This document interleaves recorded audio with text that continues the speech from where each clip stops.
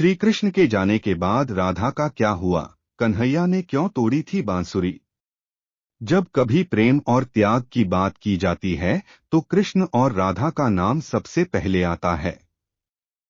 लेकिन क्या कृष्ण भक्त जानते हैं कि उनकी प्रिय राधा की मृत्यु कैसे हुई थी और आखिर क्यों श्री कृष्ण को अपनी बांसुरी तोड़नी पड़ी थी?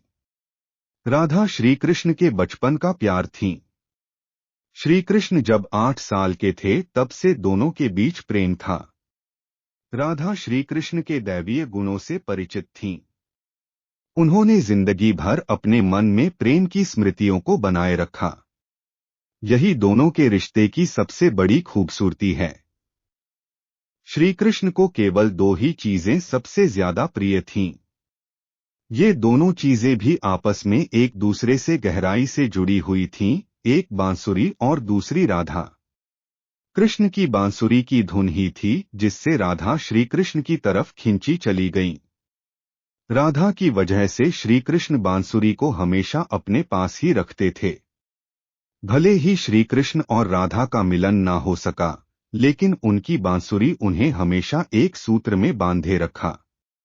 श्री कृष्ण के जितने भी चित्रण मिलते हैं उनमें बांसुरी जरूर रहती है। बांसुरी श्री कृष्ण के राधा के प्रति प्रेम का प्रतीक है। वैसे तो राधा से जुड़े कई अलग अलग विवरण मौजूद हैं, लेकिन एक प्रचलित कहानी नीचे दी गई है। भगवान श्री कृष्ण से राधा पहली बार तब अलग हुई जब मामा कंस ने बलराम और कृष्ण को आमंत्रित किया। वृंदावन के लोग यह खबर सुनकर दुखी हो गए थे। मथुरा जाने से पहले श्री कृष्ण राधा से मिले थे। राधा कृष्ण के मन में चल रही हर गतिविधि को जानती थीं। राधा को अलविदा कह कृष्ण उनसे दूर चले गए। कृष्ण राधा से ये वादा करके गए थे कि वो वापस आएंगे, लेकिन कृष्ण राधा के पास वापस नहीं आए। उनकी शादी भी रुक्मिणी से हो गई। रुक्मिणी ने भी श्री कृष्ण को पाने के लिए बहुत जतन किए थे। श्री कृष्ण से विवाह के लिए वह अपने भाई रुक्मी के खिलाफ चली गईं। रुक्मिणी ने श्री कृष्ण को एक प्रेम पत्र भी भेजा था कि वह आकर उन्हें अपने साथ ले जाएं। इसके बाद ही कृष्ण रुक्मिणी के पास गए और उनसे शादी की। कृष्ण के वृंदावन छोड़ने के बाद से ही राधा का वर्णन बहुत कम हो गया। राधा और कृष्ण जब आखिरी बार मिले थे तो राधा ने कृष्ण से कहा था कि भले ही वो उनसे दूर जा रहे हैं, लेकिन मन से कृष्ण हमेशा उनके साथ ही रहेंगे। इसके बाद कृष्ण मथुरा गए और कंस और बाकी राक्षसों का वध किया। इसके बाद प्रजा की रक्षा के लिए कृष्ण द्वारका चले गए और द्वारकाधीश के नाम से लोकप्रिय हुए। जब कृष्ण वृंदावन से निकल गए तब राधा की जिंदगी ने अलग ही मोड़ ले लिया था। राधा की शादी एक यादव से हो गई।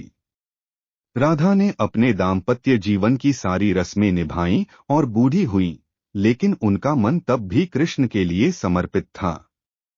राधा ने पत्नी के तौर पर अपने सारे कर्तव्य पूरे किए। दूसरी तरफ श्री कृष्ण ने अपने दैवीय कर्तव्य निभाए। सारे कर्तव्यों से मुक्त होने के बाद राधा आखिरी बार अपने प्रियतम कृष्ण से मिलने गईं। जब वह द्वारका पहुंची तो उन्होंने कृष्ण की रुक्मिणी और सत्यभामा से विवाह के बारे में सुना, लेकिन वह दुखी नहीं हुई। जब कृष्ण ने राधा को देखा तो बहुत प्रसन्न हुए। दोनों संकेतों की भाषा में एक दूसरे से काफी देर तक बातें करते रहे। राधा को कान्हा की नगरी द्वारिका में कोई नहीं पहचानता था।